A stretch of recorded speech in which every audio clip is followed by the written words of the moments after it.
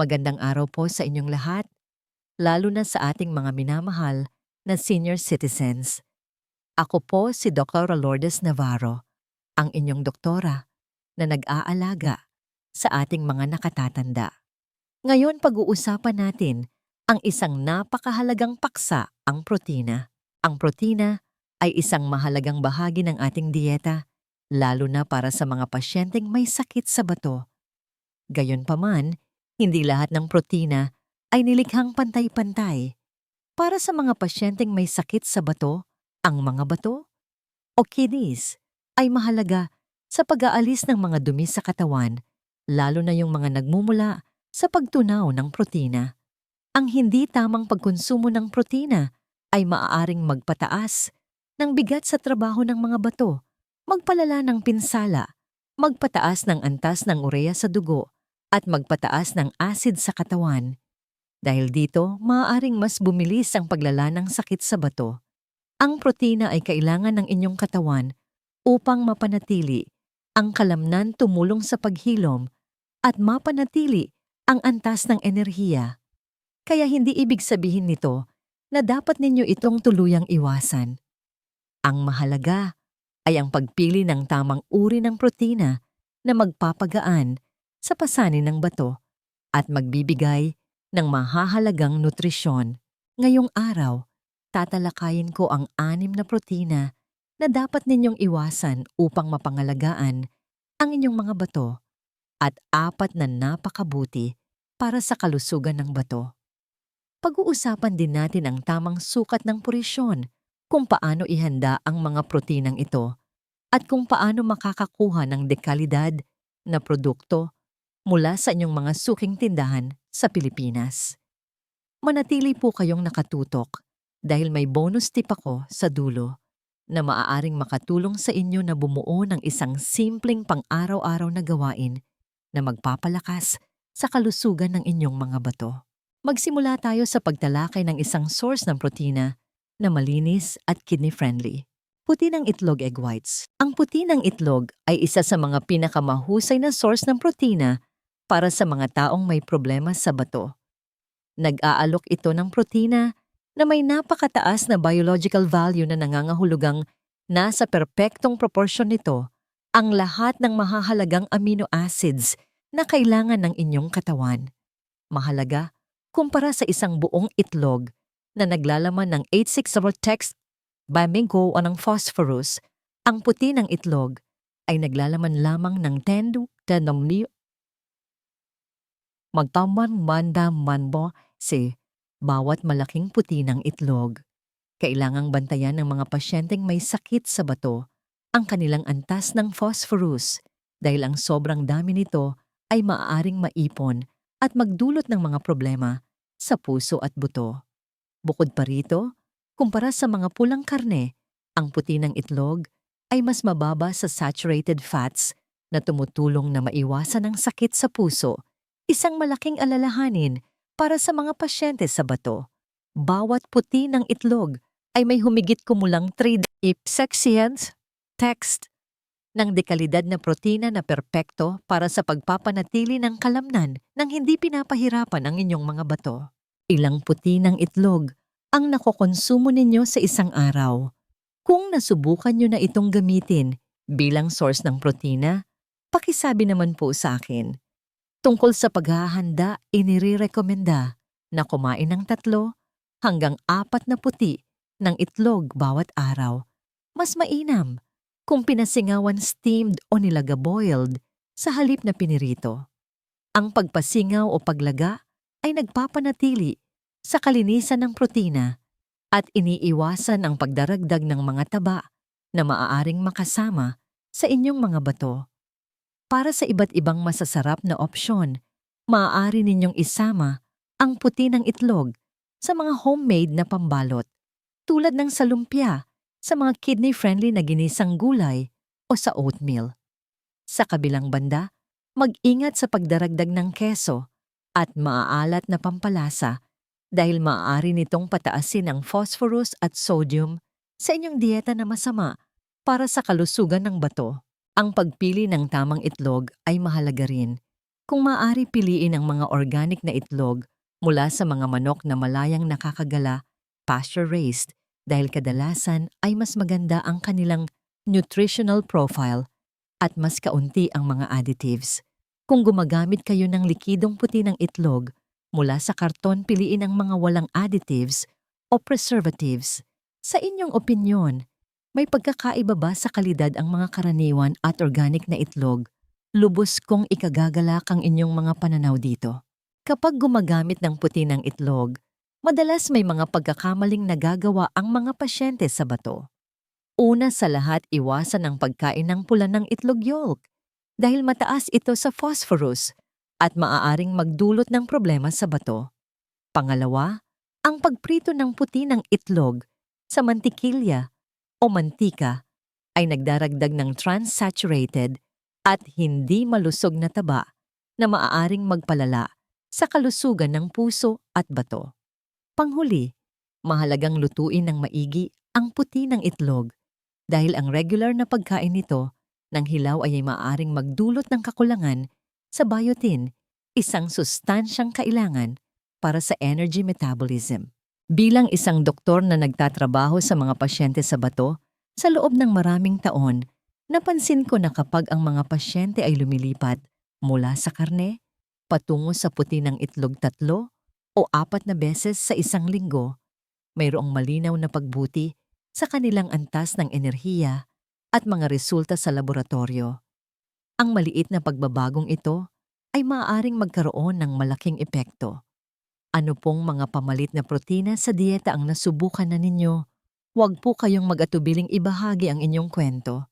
Ngayon, pag-usapan naman natin ang isang plant-based na protina na malambot at creamy na maaaring magulat kayo sa mga benepisyo nito sa kalusugan ng tokwa.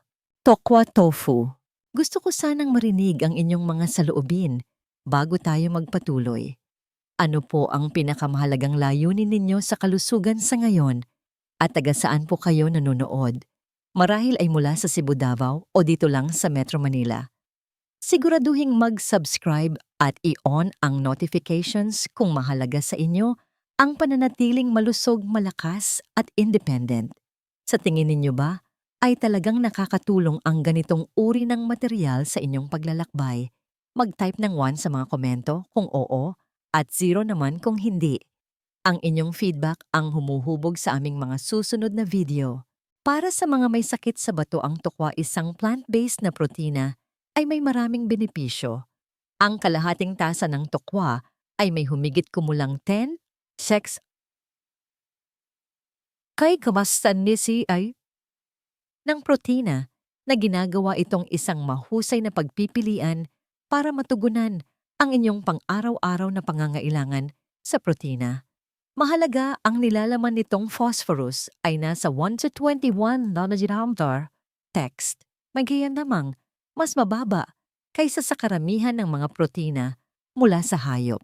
Mahalaga ito dahil ang sobrang phosphorus ay maaaring magpataas ng panganib sa mga problema sa puso at magpabilis ng pagkasira ng bato. Ang tokwa ay mayaman sa antioxidants at isoflavones na ayon sa mga pag-aaral mula sa Universidad ng California ay napatunayang nakakabawas ng pamamaga sa mga tisyo ng bato. Ang nabawasang pamamaga ay maaaring magpabuti sa paggana ng bato at magpabagal sa paglala ng sakit. Bukod pa rito, ang tokwa ay madaling tunawin at hindi naglalagay ng malaking bigat sa sistema ng pagsasala ng bato. Naisama na ba ninyo ang tokwa o iba pang plant-based na protina sa inyong mga pagkain? Sabihin sa amin kung paano ninyo ito inihahanda sa comment section sa ibaba. Depende sa uri ng tokwa, may iba't ibang paraan para kainin ito. Ang silken o soft tofu ay madaling idagdag sa inyong dieta dahil maaari itong i-scramble bilang pamalit sa itlog o ihalo sa smoothies.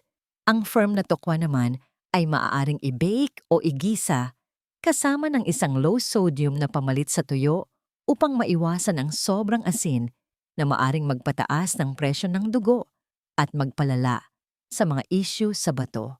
Upang mabalanse ang pangangailangan sa protina nang hindi pinapahirapan ang mga bato, ang isang porsyon ng kalahating tasa ay dapat kunin araw 3 beses sa isang linggo. Kapag bibili ng tokwa, piliin ang mga organic at non-genetically modified organism non-GMO na brand dahil karaniwan itong mas kaunti ang mga chemical at additives. Dapat iwasan ang mga pre-marinated na produkto ng tokwa dahil madalas itong naglalaman ng monosodium glutamate vetsin at mataas na sodium na maaring magpataas ng presyo ng dugo at magdulot ng fluid retention. Nasubukan na ba ninyong hanapin ang mga nakatagong phosphate additives sa mga processed foods tulad ng tokwa? Sabihin ninyo sa akin kung ano ang inyong palagay tungkol sa maingat na pagbabasa ng mga label. Pagdating sa tokwa, may ilang karaniwang pagkakamali na dapat iwasan. Ang mga benepisyo nito para sa bato ay nawawala kung ito ay kakainin kasama ng mga processed sauces na mayaman sa asukal o sodium. Bukod pa rito, ang mga oxidized na taba na masama para sa puso at bato ay naidaragdag kapag ang tokwa ay piniprito ng lubog sa mantika, deep fried. Huli sa lahat, laging suriing mabuti ang mga listahan ng sangkap dahil ang ilang produkto ng tokwa ay may mga phosphate additives na nagpapataas ng bigat ng phosphorus.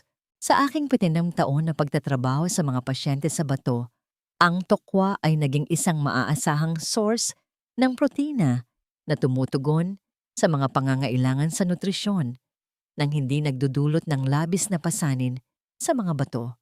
Kung hindi pa ninyo nasusubukan ngayon, na marahil ang tamang panahon para subukan ang tokwa bilang kapalit ng ilang protina mula sa hayop. Aling mga plant-based na protina ang nahanap ninyong epektibo? Gusto kong marinig mula sa inyo.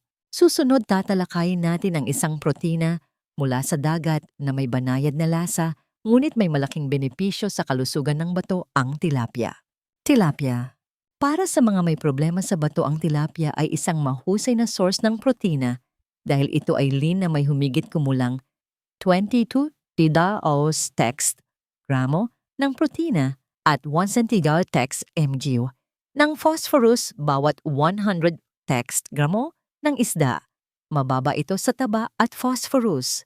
Ang mataas na antas ng protina ay nagtataguyod ng lakas ng kalamnan at paghilom ng tissue, habang ang mababang nilalaman ng phosphorus ay tumutulong na maiwasan ang pag-iipon ng mineral na dapat iwasan ng mga pasyente sa bato.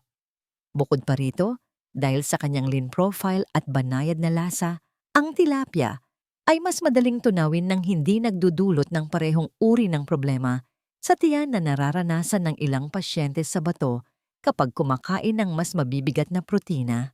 Ang tilapia ay naglalaman din ng selenium at vitamin B12 na mahalaga para sa pangkalahatang metabolismo ng bato at pagbabawas ng oxidative stress sa mga bato.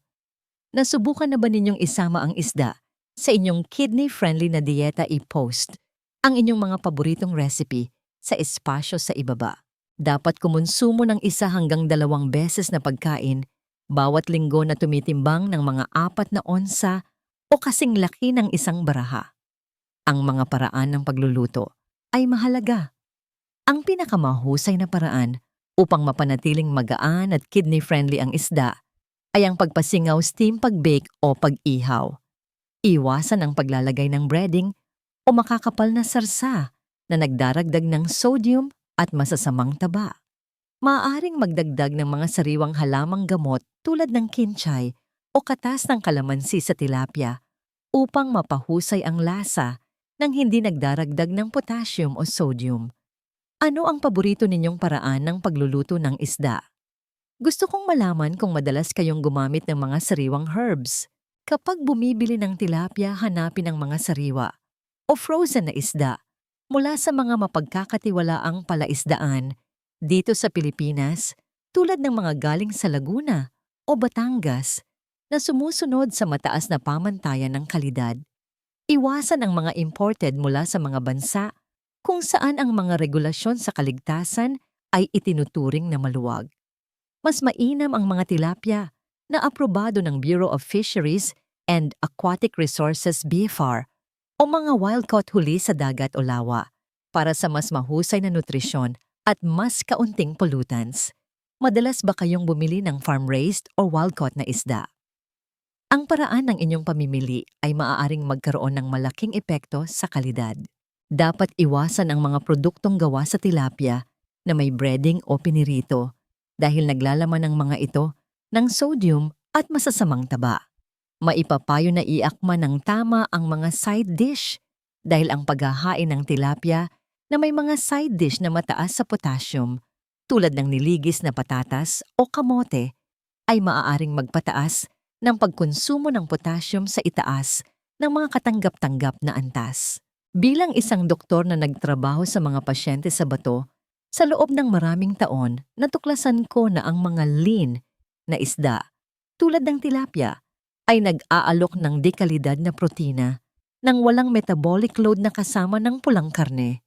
Pinapayagan nito ang mga pasyente na mapanatili ang kanilang lakas at mapabuti ang mga resulta ng pagsusuri nang hindi lumalala ang paggana ng bato. Paano naapektuhan ng renal diet ang inyong karanasan sa isda? Mangyaring mag-iwan ng komento sa ibaba. Maaring magulat kayo sa huling dalawa, kaya manatili sa akin. Pareho silang may malaking epekto at malamang na isa sa kanila ay isang bagay na hindi pa ninyo naririnig. Ngayon pag-usapan natin ang isang grain-based na source ng protina na napakabuti para sa kalusugan ng bato, ngunit madalas na hindi napapansin ang quinoa. Quinoa, dapat isaalang-alang ng mga may sakit sa bato ang pagsasama ng quinoa sa kanilang dieta. Dahil ito ay isang mabisang grain-based na protina. Dahil naglalaman ito ng lahat ng siyam na mahahalagang amino acids na hindi kayang gawin ng katawan nang mag-isa ito ay isang kumpletong protina. Ang quinoa ay isang kamanghamanghang plant-based na pagpipilian dahil meron itong humigit kumulang 800 gramo ng protina bawat isang tasang luto. Ang quinoa ay may mas kaunting potassium at phosphorus kaysa sa karamihan ng mga munggo legumes na mga mineral na dapat bantayang maigi ng mga pasyente sa bato. Sa pamamagitan ng pagtataguyod ng regular na pagdumi at malusog na panunaw ang mataas na fiber content nito, ay tumutulong din sa pagbabawas ng pag-iipon ng mga uremic toxins sa katawan. Nasubukan na ba ninyo ang quinoa bilang pamalit sa protina? Pakisabi po sa akin kung ano sa tingin ninyo ang lasa nito at kung gaano kadali itong ihanda. Ang inire-rekomendang pang-araw-araw na pagkonsumo ng lutong quinoa ay kalahati hanggang isang tasa, mas mainam bilang isang magaan na tanghalian o hapunan.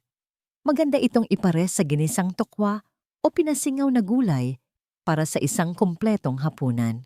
Ang pagbanlaw ng quinoa ng maigi bago lutuin ay mahalaga dahil inaalis nito ang mga sapunin sa ibabaw na maaaring makasagabal sa panunaw at lasa.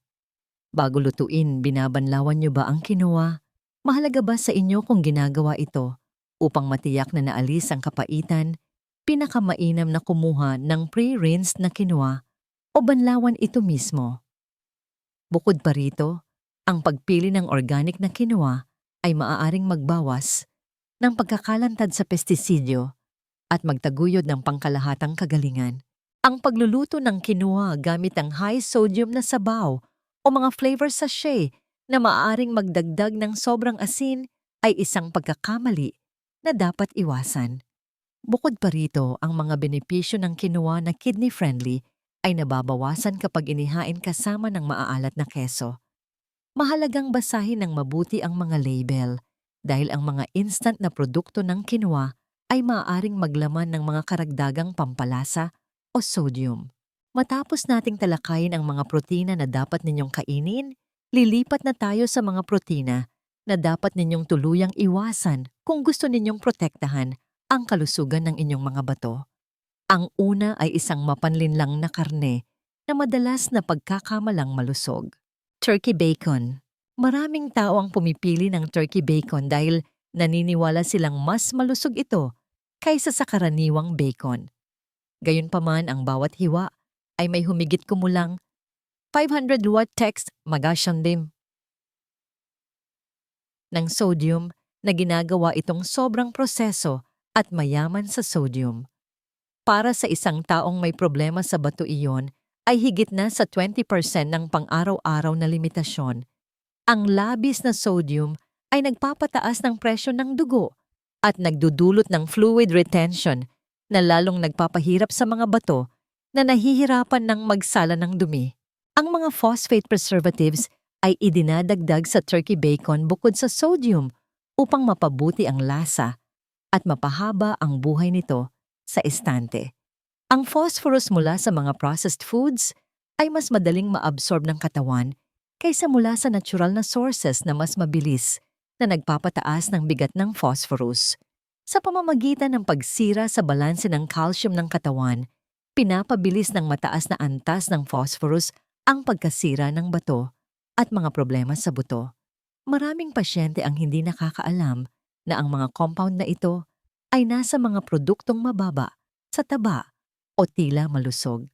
Naapektuhan ka na ba ng pagkonsumo ng mga processed meats tulad ng turkey bacon?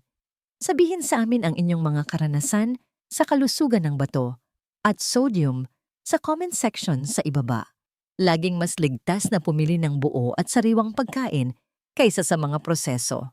Naniniwala ba kayo na dapat magkaroon ng mas mahigpit na mga batas sa pag-label para sa mga phosphate additives na ito? Sabihin ninyo sa akin kung ano ang inyong iniisip. Pulang lentils. Red lentils. Ang pulang lentils ay madalas na itinuturing na isang malusog na plant-based na protina.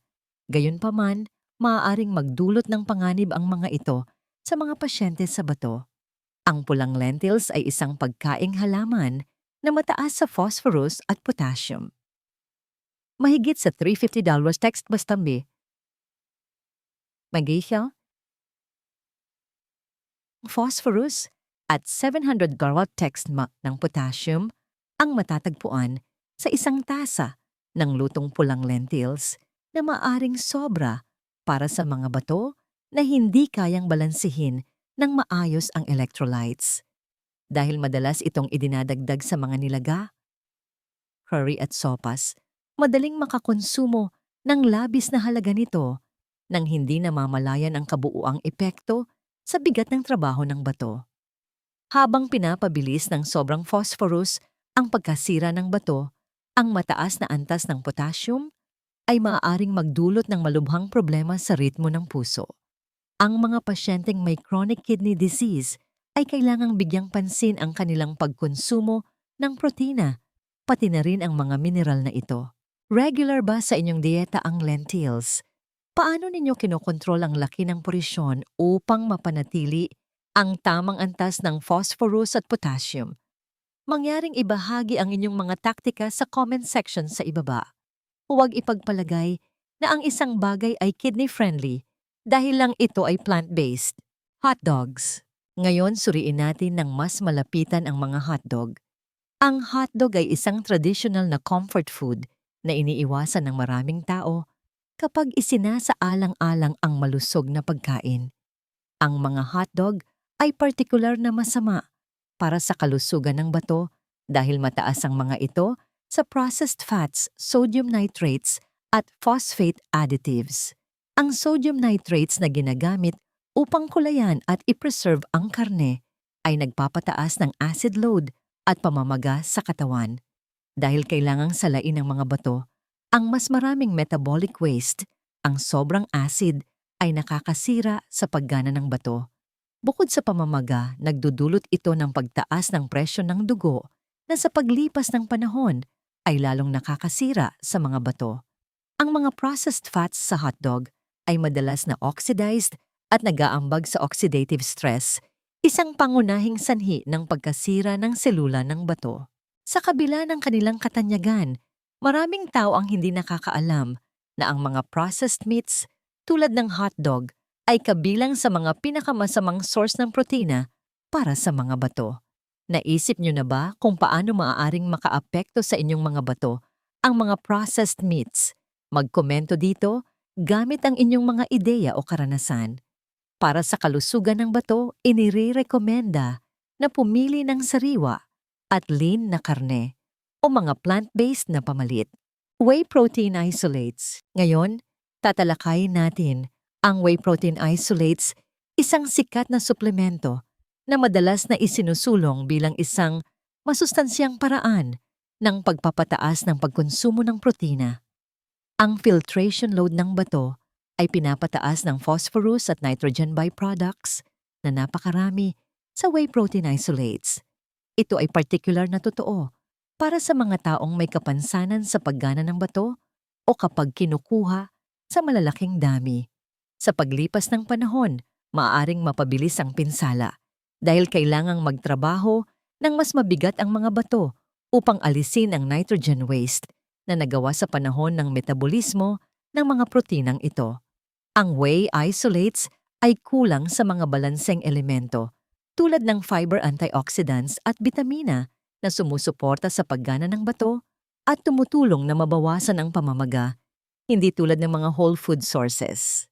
Maraming tao ang hindi nakakaalam na ang mga suplemento ng protina ay maaaring makapinsala sa mga bato kung hindi ito kinukuha ng maayos, kahit na maaari itong magpalaki ng kalamnan.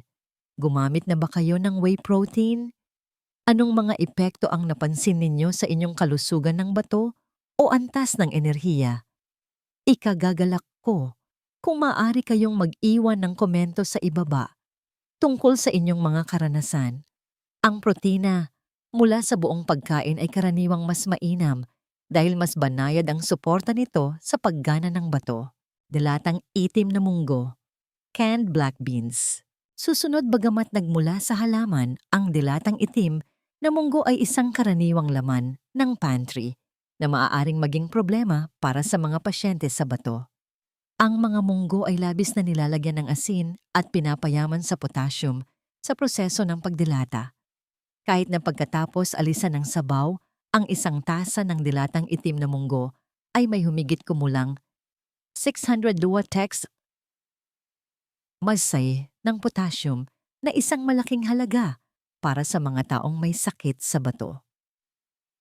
Ang antas ng sodium sa likido ng dilata ay nagpapataas ng presyo ng dugo at nagdudulot ng fluid retention na parehong nakakasama sa kalusugan ng bato. Madalas na kumakain ng malalaking dami ang mga tao nang hindi namamalayan kung gaano karaming potassium at asin ang kanilang nakokonsumo. Bagamat ang nilalaman ng mineral ng mga tuyong munggo ay maaaring mabawasan sa pamamagitan ng pagbabad at pagbanlaw sa kanila, ang mga dilatang munggo ay mas mahirap kontrolin at madalas naglalaman ng mga hindi kilalang additives. Ano ang mas gusto ninyo, tuyong munggo o dilatang munggo? Paano ninyo binabalanse ang potassium at asin kapag nagluluto ng legumes? Mangyaring ibahagi ang inyong mga payo sa comment section. Ang pagpili ng dilatang munggo na may mababang nilalaman ng asin o ang lubusang pagbabad ng tuyong munggo ay maaaring makatulong na mabawasan ang mga panganib na ito. Steak ng baka, beef steak. Panghuli, bagamat ang mga lean na hiwa ng steak ng baka ay minsan itinuturing na isang mahusay na source ng protina, nagdudulot ito ng ilang hindi nababanggit na panganib sa bato. Ang mataas na antas ng phosphorus at saturated fat sa steak ng baka ay nagpapalala sa pagkasira ng bato. Bukod sa pagdudulot ng atherosclerosis at pagtaas ng pamamaga, pinapakipot din ng saturated fat ang mga daluyan ng dugo at binabawasan ang daloy ng dugo sa bato. Ang mataas na nilalaman ng phosphorus ay nagpapabilis sa mga problema sa puso at buto na karaniwan sa chronic kidney disease. Bukod pa rito, ang metabolismo ng baka ay nagreresulta sa mataas na antas ng uric acid na maaaring magdulot ng gout, isang masakit na karamdaman na karaniwang nakikita sa mga pasyente sa bato. Dahil sa kanilang komplikadong protina at lipid content, kahit na ang mga lean na hiwa ng baka ay nagpapabigat sa pagsasala ng bato. Ang katotohanan na kahit ang katamtamang pagkonsumo ng pulang karne ay maaaring magpabilis sa paglala ng sakit sa bato ay ikinagugulat ng maraming pasyente. Aling source ng protina ang inyong paborito? Dahil ba sa mga isyu sa kalusugan ng bato? binabawasan ninyo ang inyong pagkonsumo ng pulang karne. Mangyaring ibahagi ang inyong mga saloobin dito. Gusto kong marinig ang mga ito. Ang pagsasama ng mas maraming kidney-friendly na protina ay maaaring magresulta sa mas matagal na pangangalaga sa paggana ng bato. Bonus tip: isang simpleng gawain sa araw-araw. Ngayon, dumako tayo sa isang simpleng pang-araw-araw na gawain na tutulong sa inyong makamit ang lahat ng inyong mga layunin sa nutrisyon. Paglalakad sa umaga, a morning stroll. Ang paglalakad ng 20 hanggang 30 minuto pagkatapos gumising ay nagpapabuti sa sirkulasyon at nagpapalakas sa kakayahan ng bato na makatanggap ng oxygen. Ang pinabuting daloy ng dugo na ito ay nagbabawas ng bigat sa mga bato at tumutulong sa kanila na mas mahusay na magsala ng dumi. Ang regular na paglalakad ay tumutulong din na kontrolin ang presyon ng dugo at asukal sa dugo, dalawang pangunahing salik na nag-aambag sa pagkasira ng bato. Ang paglalakad ay tumutulong na alisin ang mga likidong naipon sa magdamag pagkatapos ng isang mahimbing na tulog na nagbabawas ng pamamanas edema at nagpapabuti sa pangkalahatang paggana ng bato. Ang ehersisyo sa umaga ay direktang nakikinabang sa kalusugan ng bato sa pamamagitan ng pagtaas ng glomerular filtration rate at insulin sensitivity ayon sa mga pag-aaral mula sa mga organisasyon tulad ng Cleveland Clinic. Matapos idagdag ang pang-araw-araw na paglalakad sa kanilang schedule, ang mga pasyenteng ginamot ko ay madalas na nag-uulat na hindi na sila gaanong pagod na mamaga at mas masaya. Nasubukan na ba ninyong maglakad sa umaga upang makatulong na mapanatili ang kalusugan ng inyong mga bato? Anong mga benepisyo ang napansin ninyo? Ibahagi ang inyong karanasan sa pamamagitan ng pag-iwan ng komento sa ibaba. Kapag isinama sa isang kidney-friendly na dieta, ang maliit na pag-uugaling ito ay maaaring magkaroon ng malaking epekto. Maikling bod brief synopsis. Sama-sama matutulungan namin kayong alalahanin kung ano talaga ang mahalaga at magsimulang gumawa ng mga pagbabago kaagad. Narito ang inyong maikling buod. Dapat kainin makakakuha kayo ng dekalidad na protina mula sa puti ng itlog nang hindi pinapahirapan ang inyong mga bato. Ang tokwa ay isang plant-based source na nagpapababa ng pamamaga. Ang tilapia ay mababa sa phosphorus at mataas sa lean na protina, perpekto para sa madaling panunaw. Ang kumpletong protina ng quinoa ay tumutulong sa panunaw at enerhiya. Dapat iwasan ang pulang lentils hotdogs, dilatang itim na munggo, whey isolate sa steak ng baka at turkey bacon dahil maaari nilang labis na pahirapan ang inyong mga bato. Bonus na tip: tandaan na ang paglalakad sa umaga ay isang magandang paraan upang simulan ang araw para sa inyong mga bato. Mahalagang aral: ang pag-aalaga sa ating kalusugan, lalo na sa ating mga bato, ay parang pag-aalaga ng isang hardin. Ang mga tamang pagkain ang siyang nagiging pataba, habang ang mga maling pagkain ay parang laso na sumisira dito. Ang bawat desisyon natin sa pagkain ay isang hakbang patungo sa mas mahaba at mas masayang buhay. Tandaan po ninyo, ang kaalaman ay kapangyarihan, lalo na pagdating sa ating kalusugan. Kung nahanap ninyo itong impormasyon na talagang nakakatulong, mangyaring pindutin ang like, mag-iwan ng komento at mag-subscribe sa channel. Huwag din pong kalimutang ibahagi ito sa inyong mga kaibigan at kapamilya na maaring makinabang din dito. Sa susunod na video, magpapakita ako ng isang maliit na tip na maaring magkaroon ng malaking epekto sa kalusugan ng bato. Abangan po ninyo yan. Maraming salamat po sa panonood at pananatiling malusog.